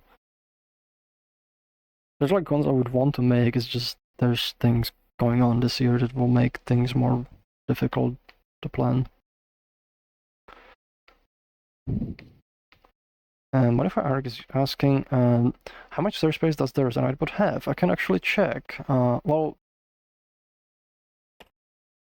let's see. I think it's just 1 gigabyte, like the default, because like it doesn't really store anything. So like I don't think like we bother like assigning it any storage.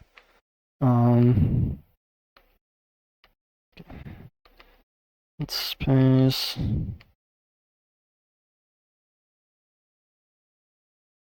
Oh no, it has 1 terabyte.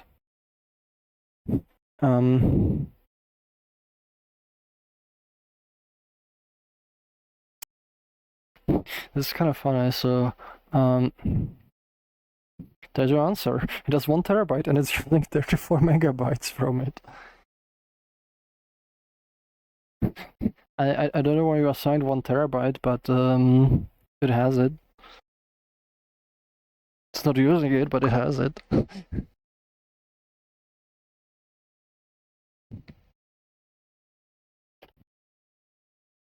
Okay, so No more questions so far. I've still got like 15 minutes or so. So I'm just gonna check more things. But there's MMC stuff that I'm not gonna show right now. I actually got another one from Loic. They have joined the mentors. So congrats. Thank you for joining mentors. They're green.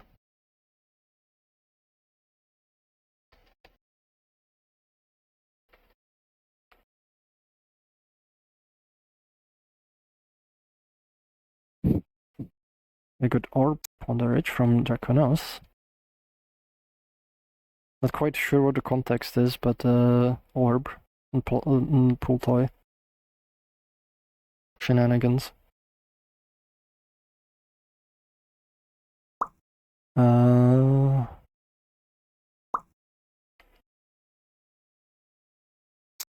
got one from Iman Dabun.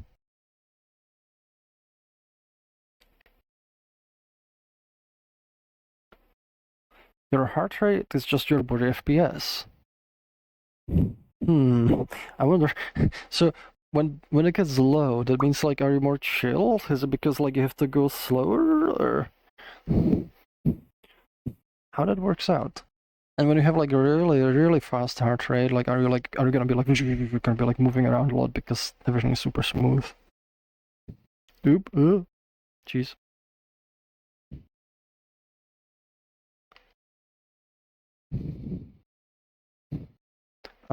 Modify Arc is asking, how much more funding would you need to be comfortable to hire another software engineer? Oh geez, common tracking. Sorry. I don't know why tracker's being dumb. Gonna adjust it a bit. There we go.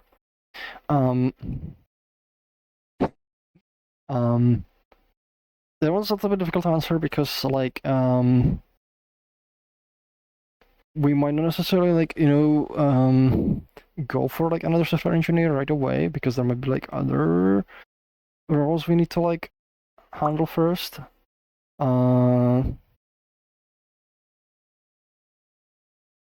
Yeah, like it's a little bit more complex because right now, like like whenever we go to like more funding, like there might be roles, for example, on business team we might want to like fill because those roles end up like bringing more funding, through like projects, business contracts, and stuff like that, and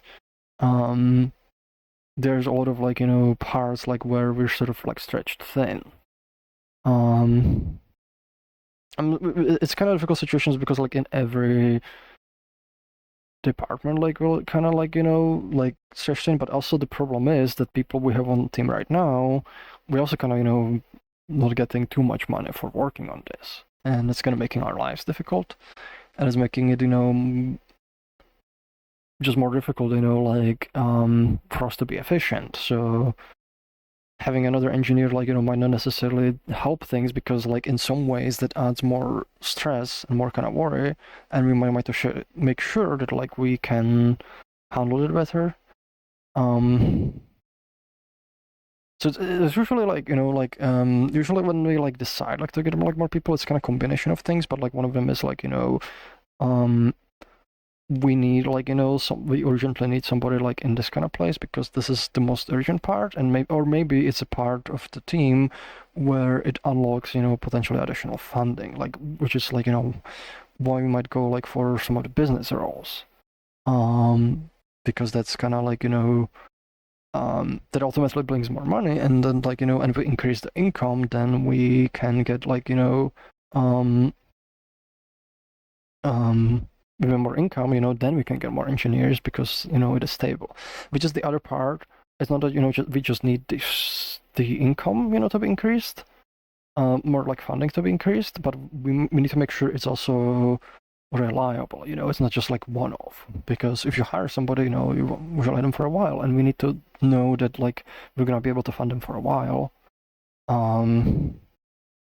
If you're like really good into the numbers, like it's kind of it depends, because right now like the people we've brought on team, especially for engineering, part of them are like being paid like cash, but part of them are like, they have like their normal jobs and they're actually contributing for an equity. They get like, a small portion of the company. Which is like, how we're able to like do it like with relatively limited funding, but it's also like, carries its own problems. So we might not necessarily get another engineer, but we might like, for example, also transition some of the people into like more full-time roles. So they're able to like, because once if somebody's already kind of familiar with the process and with the team, we can get more value by having that person be able to dedicate more time and focus on Resonite because they already kind of know all the ropes, versus just bring somebody completely new. But also if you were bringing someone new, it might depend on their skill set. It might depend on their like availability. Do they need to be like paid in cash? Do they need to be? Can they like take equity? Is it like gonna be a mix of both? There's a lot of variables there. If it was like purely cash, like it would probably need to be like a few more thousand every month.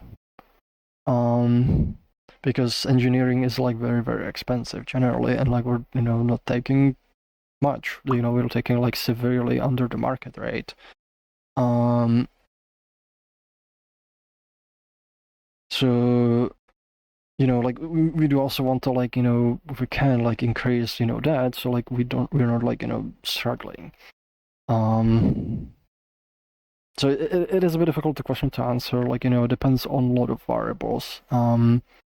The more holistic way about looking at it is how much more income would we need to essentially as a company, not looking at a very specific role, but as a company to be instead of surviving, to be like more like living and thriving. And we would need to be like, for that, like we would probably need to like somewhere between like double or triple our current like income that we have. And that like generally like would kind of like put us in a much better kind of position.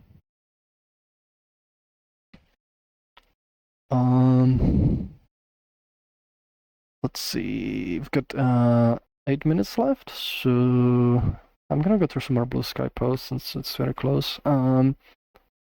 Let's see, I don't know if this is MMC stuff. What would it be good to showcase?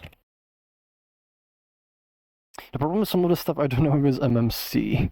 Because if it's MMC, like, I don't want to like showcase it because we don't want to give anybody unfair advantage. Ooh,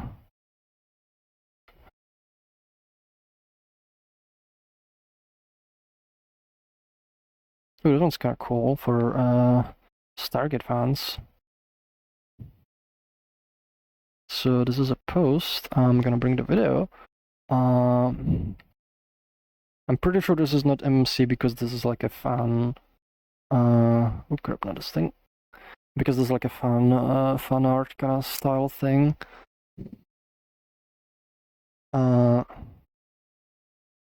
Suppose from Jekyll Girl. I cannot talk. Jekyll Girl. About a system that Anquita system made for the Stargate universe dial Stargate.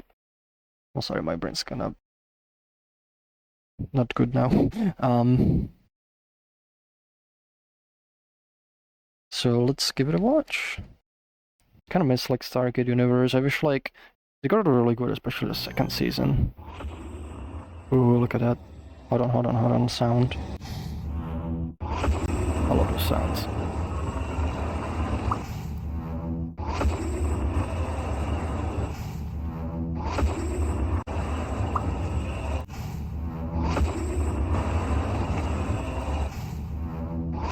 Styling.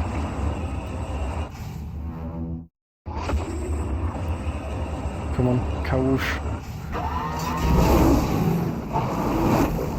Yay. That's in Resonite. It can be in Stargate in Resonite. It's very cool. I love Stargate. It's like one of my favorite like sci-fi series. And it's a very cool system like built by it's very like as far as like it's been a while since I watched it, but as far as I'm kind of like that's pretty like lore accurate, like to how it is in the series. I would definitely love like for the Stargate universe like story to be resolved because it one still like intrigues me to this day. Also, Modifark, thank you for fixing emojis. There's an irony because they're broken on this thing. So you're welcome, but I think this thing needs to be updated with the new fonts. We also got a question from Satan Dub. Do you like karaoke? You could go someday sing karaoke in there, so unofficial invite to karaoke. I can't sing. I sometimes like hang out in the world, but I don't sing. I can't really sing. It's like that's something I would like. It doesn't help that a lot of songs I listen to are instrumental too, but like I can't sing. I'll probably like pop in the world like maybe like wait, is it tomorrow? I think it'll be tomorrow. I might pop in there. I've been kind of like shifting my sleep schedule, so like I've been kind of up around the time, but like last week I was asleep.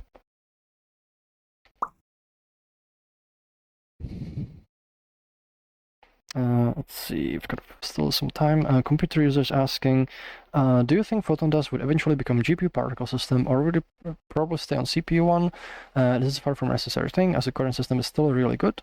I'm mainly asking because after some thinking, I'm pretty sure the like issue I made was probably being caused by CPU, GPU, PCI Express bandwidth limitations.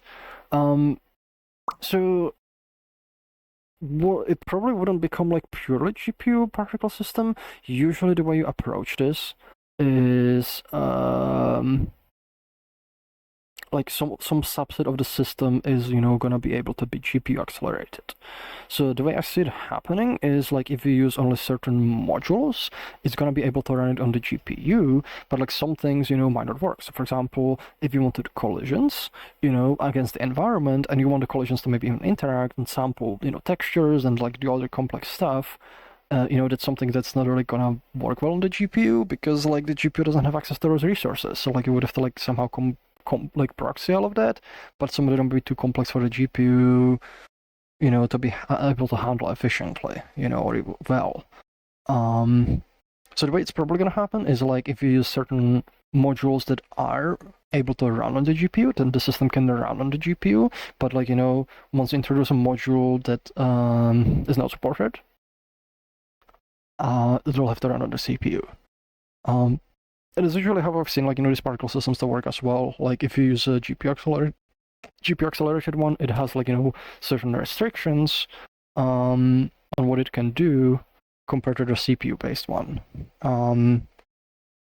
It's definitely gonna, like, handle, like, way more particles on the GPU, but, like, you know, the cost of that is, like, you do have some sort of, like, interactions. There's definitely going to be some parts of it because, like, right now we're still using Unity for rendering, and we're using Unity's, you know, particle system rendering to render our particle system. We'll probably want to do, and I was kind of thinking about it for a time, like, when developing the system, but I ended up, like, not doing it because it was kind of good enough, and I didn't want to waste the effort. But essentially making a custom render, making custom compute shader that, like, you know, computes everything, and it will probably run, like, way faster for submitting the changes. But it's still like, you know, it's like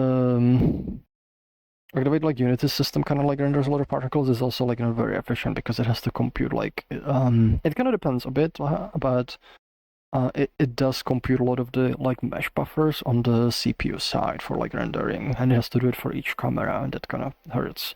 So having like a compute shader able like to handle all of that, like, you know, with our render we have control over, that would like be more efficient.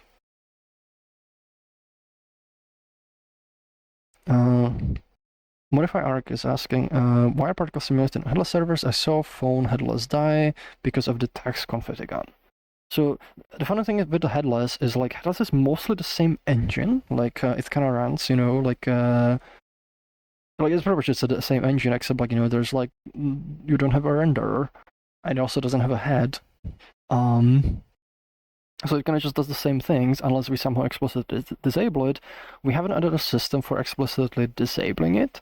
Other systems we don't disable by default because, you know, there might be some behaviors where, you know, you depend on the result of that system. So for example, you have like, you know, some protoflex that runs on the host. It might depend, you know, on the results, you know, of stuff like you can't see, like, you know, for example, IK computations. Say like, you know, have like something that positions based on the IK computed positions, and it runs on host. If the host doesn't simulate it, that breaks. So by default, we don't usually disable things. The particle system, I think that might make sense to like kind of disable, like for most cases. I don't think there'll be too many things dependent on it, but that's like, you know, it requires additional implementation, which hasn't been done. And there might be like things that do end up like needing it anyways, so we'll see. Especially like, you know, some modules where it can kind of, you know, you can kind of get events from it or something, but that's its own like kind of worms. And also like it's kind of a good test, you know, just being able to like see like, oh, like, yeah, like this is how it runs. It's more likely we would make it like optional, so you can say like, okay, like we don't support these behaviors, you know, on the host. Make it into some kind of system, and then you can even query it, like, you know, from your protoflags and just skip running it on the host if the host says like, you know, it's not simulating this. Anyways, that's pretty much like all the time. So thank you very much everyone for joining and asking questions. I hope you like enjoyed the stream. Thank you also for everyone who's like supporting us, whether it's like, you know, just being a part of our platform, like, you know, making cool things, making, you know, cool content for people, spending time, you know, making the community kind of come alive, or supporting us, you know, through Patreon or Stripe, or Twitch as well. The subscriptions help as well. If you're on Patreon, we recommend like switching to Stripe. It's both like easier for you, and also like we get 10% more funding from that. So that's it's very worthwhile doing if you haven't switched yet. But anyways, like whichever way support us, thank you very much, and I'm gonna check if there's like a channel to raid. Is anyone streaming Resonite? Ooh, this is Storm Woofy. They're doing MMC Warhop. So we're gonna raid them. So let's do raid Storm Woofy. Sending them over. So thank you very much for watching, and Tracker's freaking out again. And we'll see you with the next one. It should be here next week.